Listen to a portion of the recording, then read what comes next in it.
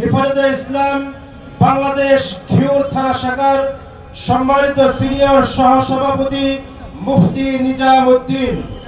আসসালামু আলাইকুম ওয়া রাহমাতুল্লাহি ওয়া বারাকাতুহু। নাহমাদুহু ওয়া নুসাল্লি আলা রাসূলিল কারীম, আম্মা বা'দ।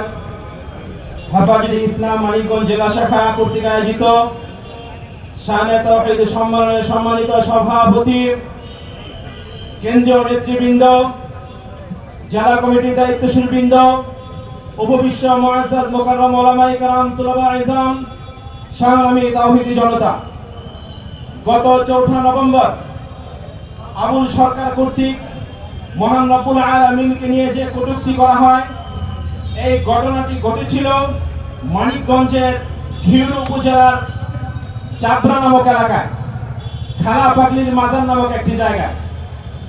আলহামদুলিল্লাহ, আমি সেই জাবরার পাশেই অবস্থান করি, মাদ্রাসা এবং মসজিদে দায়িত্ব পালন করে থাকি। সেই জায়গার মধ্যে এই আবুল সরকার শুধুমাত্র এই বছরই নয়, খালা পাগলির মাজারে যুগ যুগ যাবত এই ধরনের অশ্লীল ভাষায় মহান রব্বুল আলামিনকে নিয়ে কটূক্তি করা হচ্ছে। আমরা ইতিপূর্বে অনেকবার চেষ্টা করেছি, ঘিওরের উলামায়ে কেরাম, সম্মানিত তাওহীদি জনতা একত্রিত হয়ে অনেকবার চেষ্টা করেছি সেই মাজারে যেন এই ধরনের অপকর্মগুলো না হয়, কিন্তু আমরা বারবার ব্যর্থ হয়েছি। 5ই আগস্টের পর আমরা আবার উদ্যোগ গ্রহণ করেছিলাম, কিন্তু আমরা অনেকটা সফল হয়েছিলাম। তারা আমাদেরকে বলেছিল, এবারের মতো আমাদেরকে সুযোগ দেন, সামনে আর এটা আমরা করব না। আমরা ঘিওরের উলামায়ে কেরাম বলেছিলাম, একদিনের জন্য সুযোগ দেওয়া হবে না, এই ধরনের অপকর্ম করতে দেওয়া হবে না।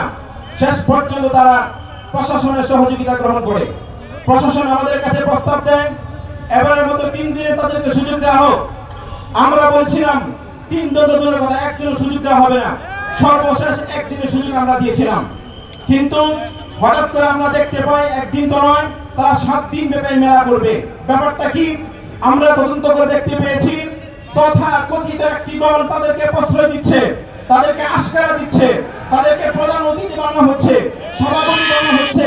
তাদের আশকারা পেয়ে, তাদের প্রশ্রয় পেয়ে তারা এই কার্যক্রমগুলো পরিচালনা করে যাচ্ছে। সংগ্রামী তাওহীদি জনতা, স্পষ্ট ভাষায় বলতে চাই, যারা আজকে তাদেরকে প্রশ্রয় দিচ্ছেন, তাদের প্রোগ্রামগুলোতে অতিথি হচ্ছেন, আর আল্লাহকে নিয়ে কটূক্তি করে কারণ আপনারা কোনো প্রতিবাদ করছেন না, ভবিষ্যতে ক্ষমতায় যাবেন বলে ভাবছেন, আপনাদেরকে জাতির সামনে স্পষ্ট করতে হবে, যখন আপনারা ক্ষমতায় যাবেন এই বাউলদের ব্যাপারে আপনারা কি ভূমিকা রাখবেন, এখন আপনারা স্পষ্ট করুন।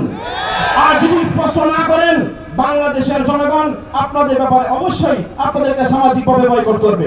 সর্বশেষ আরেকটি কথা বলতে চাই, ইতিমধ্যে পাল্টা মামলা হয়েছে। আমরা ঘিওরের উলামায়ে কেরাম মামলা করেছি, তারাও পাল্টা মামলা করেছে। এই মামলার কারণে যদি একজন তাওহীদি জনতাকে হয়রানি করা হয়, বাংলার মাটিতে আগুন জ্বলবে ইনশাআল্লাহ।